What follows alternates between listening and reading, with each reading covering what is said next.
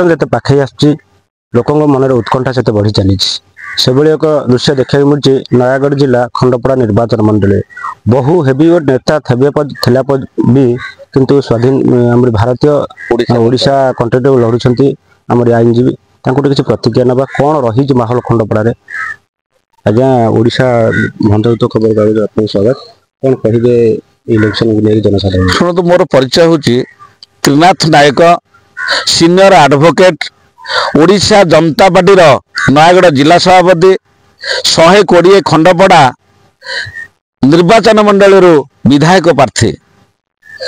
ମୋର ମୁର୍ଦ୍ଦା ହେଉଛି ଯାହାକି ଖଣ୍ଡପଡ଼ା ନିର୍ବାଚନ ମଣ୍ଡଳୀରେ ମୌଳିକ ଆବଶ୍ୟକତା ଦେଖିବାକୁ ଗଲେ ଯଦି ଖାଦ୍ୟ ଦେଖିବା ମୁଖ୍ୟ ଯେଉଁ ରେସନ କାର୍ଡ ରହିଛି ବର୍ତ୍ତମାନ ଖଣ୍ଡପଡ଼ା ବ୍ଲକ ଏବଂ ଭାପୁର ବ୍ଲକରେ 7-8 ବର୍ଷର ପିଲାଟିଏ ବର୍ତ୍ତମାନ ରେସନ କାର୍ଡରେ ତା ନାଁ ଯୋଡ଼ା ହେଇପାରୁନାହିଁ ଏବଂ କିଛି ଲୋକ ମରିଗଲେଣି ତା ନାଁରେ ଭୂତ କାର୍ଡ କରିକି ବିଜେପି ବିଜେଡି ଏବଂ ଗୁଣ୍ଡାରାଜ ଲୋକମାନେ ଯାହାକି ପ୍ରତ୍ୟେକ ରେସନ କାର୍ଡରେ ଚାଉଳ ଖାଇଯାଉଛନ୍ତି। ଯଦି ଦେଖିବା ମୌଳିକ ଆବଶ୍ୟକତା ଶିକ୍ଷା ଅପାରଗତା ନବୀନ ପଟ୍ଟନାୟକ ଆମର ପାଣ୍ଡିଆନ ବୁଦ୍ଧିରେ 5T ନାଁରେ ଯେଉଁ ରୂପାନ୍ତରୀକରଣ କରୁଛି ଖାଲି ଟଙ୍କା ଖୋଳ ବ୍ୟତୀତ ଆଉ କିଛି ନାହିଁ। ଯଦି ଦେଖିବା ମୋ ଖଣ୍ଡପଡ଼ା ବ୍ଲକର ସିଧାମଳା ପଞ୍ଚାୟତ ଘୋଡ଼ାମାରି ଦ୍ୱାର ଗାଁ ଗୋଟିଏ 5 ବର୍ଷ ପିଲା ବିପଜ୍ଜନକ ରାସ୍ତାରେ 5 କିଲୋମିଟର ଆସି ପାଠ ପଢ଼ିବା ଅସମ୍ଭବ ହେଉଛି। ଯଦି ସିଙ୍ଗାପଡ଼ା ପଞ୍ଚାୟତର ଖୁଣ୍ଟୁବନ୍ଧ ସ୍କୁଲ ଦେଖିବା ତାକୁ ମଧ୍ୟ ବନ୍ଦ କରାଯାଇଛି ସେଇ ବାଇପାସ୍ ଦେଇ ଏବଂ ବିପଜ୍ଜନ ରାସ୍ତାରେ 5-6 ବର୍ଷର ପିଲାଟିଏ ପାଠ ପଢ଼ିବା ଅସମ୍ଭବ। ଯଦି ଆପଣ ଶାଳଝରିଆ ପଞ୍ଚାୟତ ଦେଖିବା କୁସୁମିତରା ସ୍କୁଲଟି ବନ୍ଦ କରାଯାଇଛି। ତେଣୁ ଓଡ଼ିଶା ସରକାର ଶିକ୍ଷା ନାଁରେ ବିକାଶ ବା ରୂପାନ୍ତରୀକରଣ ନାଁରେ ଖାଲି ପ୍ରହସନ କରୁଛି। ତେଣୁ ମୋର ମୁର୍ଦ୍ଦା ରହୁଛି ଏଇ ସ୍କୁଲ ଗୁଡ଼ିକ ଚାଲିବା ଦରକାର। ଯଦି ନ ଚାଲେ ଆମେ ବିରାଟକାୟ ଆନ୍ଦୋଳନ କରି ଓଡ଼ିଶା ହାଇକୋର୍ଟରେ ବର୍ତ୍ତମାନ ରିଟ୍ ଫାଇଲ୍ କରିବୁ। ଯଦି ଆଉ ଏକ ଦେଖିବା ମୌଳିକ ଆବଶ୍ୟକତା ପାନୀୟ ଜଳ, ତାହେଲେ ମୋର ନିର୍ବାଚନ ମଣ୍ଡଳୀରେ ପ୍ରତ୍ୟେକ ପଞ୍ଚାୟତରେ ପାନୀୟ ଜଳର ସମସ୍ୟା ରହିଛି।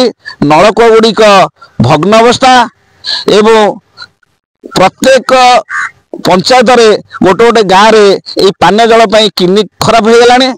ତେଣୁ ମୋର ମୁର୍ଦ୍ଦା ରହୁଛି ଏଇ ମୌଳିକ ସମସ୍ୟା ଗୁଡ଼ିକ ନିହାତି ସମାଧାନ ହେବା ଦରକାର। ମୋର ଏ ଯେଉଁ ହେଭିୱେଟ୍ ଛିଡ଼ା ହେଇଛନ୍ତି ବିଜେଡ଼ିର ହୁଅନ୍ତୁ ବା ବିଜେପିର ହୁଅନ୍ତୁ ବା ଜାତୀୟ ଦଳ କଂଗ୍ରେସର ହୁଅନ୍ତୁ, ତାହେଲେ ମୁଁ ସେଇ ଜନ୍ମମାଟିରେ ଜନ୍ମ ହୋଇଛି। ପ୍ରତ୍ୟେକ ପଞ୍ଚାୟତରେ ମୋର ପିଲାଦିନୁ ସମ୍ପର୍କ ରହିଛି। ପ୍ରତ୍ୟେକ ପଞ୍ଚାୟତରେ ପ୍ରଚାର କରିବା ଦ୍ୱାରା ମୋର ଭୋଟର ଭାଇମାନେ ମୋତେ ପ୍ରତିଶ୍ରୁତି ଦେଇଛନ୍ତି ଯାହାକି ମୋ ସାଥିରେ ରହିବେ। ମୋର ଏଠି ପ୍ରଶ୍ନ ରହୁଛି ଯଦି ମୁଁ ଜିତେ ଭୋଟରମାନଙ୍କ ପାଖରେ ରହିବି। ମୋର ଭୋଟର ଭାଇମାନେ ମୋତେ ପ୍ରତିଶ୍ରୁତି ଦେଇଛନ୍ତି ଯାହାକି ମୋ ସାଥିରେ ରହିବେ।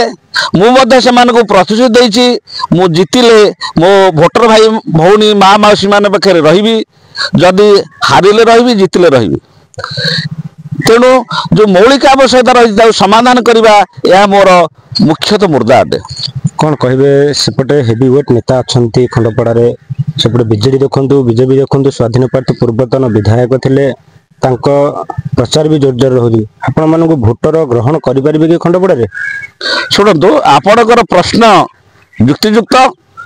ପ୍ରତ୍ୟେକ ପଞ୍ଚାୟତରେ ବିଜେଡି ଗୁଣ୍ଡାମାନେ ମଦ ମାଂସ ଟଙ୍କାରେ ଭସଉଛନ୍ତି, କିନ୍ତୁ ସେଇ ମଦ ମାଂସ ଟଙ୍କା କିଛି କାମ ଦେବ ନାହିଁ। ମୋର ଭୋଟର ଭାଇମାନେ ମୋ ପାଖରେ ନିଶ୍ଚିନ୍ତ ରହିବେ। ଆପଣ ଦେଖୁଥିଲେ ଯେଉଁଭଳି ଭାବରେ ବିଧାୟକ ପ୍ରାର୍ଥୀ ଜଣେ ଠିଆ ହେଉଛନ୍ତି ନୂଆ କରିକି ଖଣ୍ଡପଡ଼ା ନିର୍ବାଚନ ମଣ୍ଡଳୀର ଖଣ୍ଡପଡ଼ା ମାଟିର ପୁଅ। ଦେଖାଯାଉ ଇଲେକ୍ସନ ପରେ ତାଙ୍କର କ'ଣ ସେବା କରିବେ, ତାଙ୍କୁ ଭୋଟ ଦେଲେ ସେଟା ଭୋଟଙ୍କ ଉପରେ ନିର୍ଭର। ନୟାଗଡ଼ ରଞ୍ଜନ କୁମାର ବେହେରାଙ୍କ ରିପୋର୍ଟ, ଭଞ୍ଜଦୂତ ନ୍ୟୁଜ୍।